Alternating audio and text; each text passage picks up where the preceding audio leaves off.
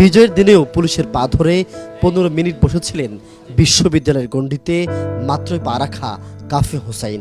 নিজ হাতে গুলি লাগার পরেও বন্ধুকে হাসপাতালে নিতে মরিয়াছিলেন তিনি, কিন্তু পাষাণ পুলিশ সদস্যরা তার কথা শোনেননি, উল্টো বাড়িয়ে দেয় নির্যাতনের মাত্রা।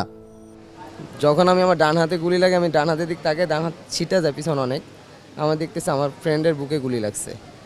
তো ওরে নিয়ে আমি ওখানে বইসা পড়ছি, তো তখনও ফায়ারিং চলতেছে, এই জন্য হয়তো আমার বডিতে কোনো গুলি লাগে না, যে আমি বসা ছিলাম। পুলিশের পা ধরে 15 মিনিটের উপরে রিকোয়েস্ট করতেছিলাম যে স্যার ওরা হসপিটালে নিয়ে যাইতে দেন, কিন্তু ওরা নিতে দেয় না হসপিটালে। ও ওইখানে পড়া ছিল, আমার হাতের উপরে ছিল, আমি ডানা দিয়ে ওর বুকের ব্লাড থামানোর চেষ্টা করতেছিলাম, আর বাম হাত দিয়ে জড়ায় ধরছি যে স্যার ওরা হসপিটালে নিয়ে যাই, কিন্তু ওরা নিতে দেন। আর গলার উপরে পাড়া দিয়া আর গলার হাতটা ভেঙে ফেলে আমার হাতের উপরে।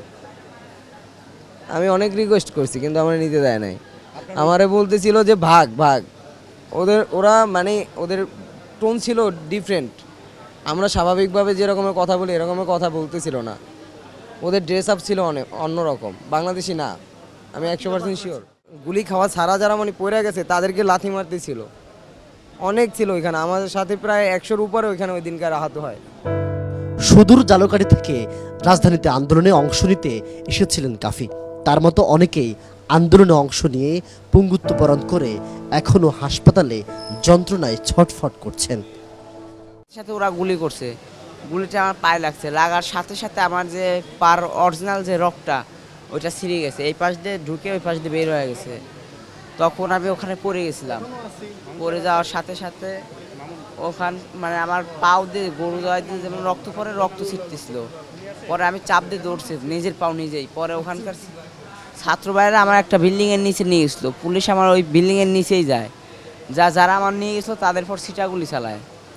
তখন পুলিশ আমার ওই গুলি লাগা অবস্থায় আমার পিঠে লাথি দেয়, আমি উপরে পড়েছিলাম, আমার পিঠে লাথি দেয়, যতক্ষণ মানে আমি যত চিৎকার করি ততক্ষণ আমার লাথি দেয়। আর পায়ের এই হাড্ডিটা বাত হয়ে গেছে, প্লাস এগুলো সব গুঁড়া গুঁড়া হয়ে গেছে। তো এখন তারা পা কাইটা ফেলাইতে চাইছে, 5 বার অপারেশন হয়েছে, 5 বারই বলছে পা কেটে ফেলবে। আমি বলছি আমি মেডিকেল স্টুডেন্ট, তো পা কাটার তো কোনো প্রশ্ন আসে না, প্রয়োজনে খোঁড়ায় খোঁড়ায় হাঁটবো। কথা বলার মাঝখান দিয়ে পিছন দিকেও আয়সা মানে 5 ফুট দূরত্ব, 5 ফুট বা 6 ফুট মানে ধাম করে গুলি করে দিয়েছে। গুলি করে আমাকে বলে সালে দৌড় দে, সালে দৌড় দে, খুব তুই বেড়েছিলিস। মঙ্গলবার রাজধানী সহ সারা দেশে আন্দোলনে আহত হয়ে পঙ্গু হাসপাতালে ভর্তি রোগীদের খোঁজ খবর নিতে আসেন আন্তর্জাতিক অপরাধ ট্রাইব্যুনালের চিফ প্রসিকিউটর মোহাম্মদ তাজুল ইসলাম সহ প্রসিকিউশন টিম। এ সময় চিফ প্রসিকিউটর বলেন, সাবেক প্রধানমন্ত্রী হাসপাতালে রোগী দেখতে এসেও তাদের সাথে মশকরা করেছেন। সাবেক প্রধানমন্ত্রী এখানে এসেছেন, দেখেছেন তার পায়ের হাড় মাংস এগুলো পচে যাচ্ছে, অসহ্য যন্ত্রণা হচ্ছে, এগুলো এই অবস্থায় তাকে প্রপার ট্রিটমেন্ট না দিয়ে এখানে ফেলে রাখা হয়েছে। তাদেরকে কেবিনে দেওয়ার জন্য রিকোয়েস্ট করা আছে, করা হয়নি। অন্য হসপিটালে নেওয়ার চেষ্টা করা আছে, সেটাও করতে দেয়নি।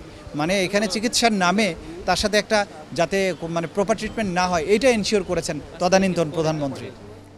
গণমাধ্যম কর্মীদের তিনি বলেন, আন্দোলনের সময় অনেক পুলিশ সদস্যদের ভাষা ছিল হিন্দি, তাদেরকেও আইনের আওতায় আনা হবে। গুলি করেছে যে পুলিশগুলো তারা বাংলা ভাষায় কথা বলেনি, তারা অধিকাংশ হিন্দি ভাষায় কথা বলেছে, হিন্দিতে গালাগালি করেছে, এবং এই তাদের আচরণ ছিল অসম্ভব ব্রুটাল। তারা কোনো দেশীয় কোনো মানুষ বাংলাদেশের উপরে নিষ্ঠুরতা করেছে সেই দৃষ্টান্ত আছে, কিন্তু তাদের নিষ্ঠুরতার মাত্রাটা অনেক বেশি ছিল।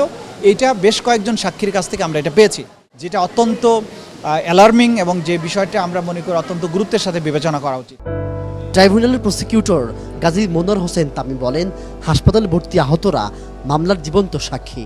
গুলিবিদ্ধ হয়ে সোহরাওয়ার্দী হাসপাতালে গিয়েছিল চিকিৎসার জন্য, পুলিশ তাকে হাসপাতালে ঢুকতে দেয়নি। সে তার বন্ধুকে সাথে নিয়ে বাসায় বসে নিজেরা সেই পা থেকে গুলি বের করে নিজেরা ওখানে চিকিৎসা নেয়, প্রাথমিক চিকিৎসা। তারপরে 5 তারিখ বিজয় মিছিলের সে আবার অংশগ্রহণ করে, সেখানে তাকে পুলিশ কাছ থেকে দাঁড়িয়ে বন্দুক ঠেকিয়ে হাতে গুলি করে। এরকম অসংখ্য, আমি কয়টার উদাহরণ আপনাকে দিব, অসংখ্য মানে আহতরা এখানে আছে যারা এই মামলার সব জীবন্ত সাক্ষী। এ সময় আন্দোলনে আহত হয়ে হাসপাতালে চিকিৎসাধীন রোগীদের উন্নত চিকিৎসার আশ্বাস দেন চিফ প্রসিকিউটর।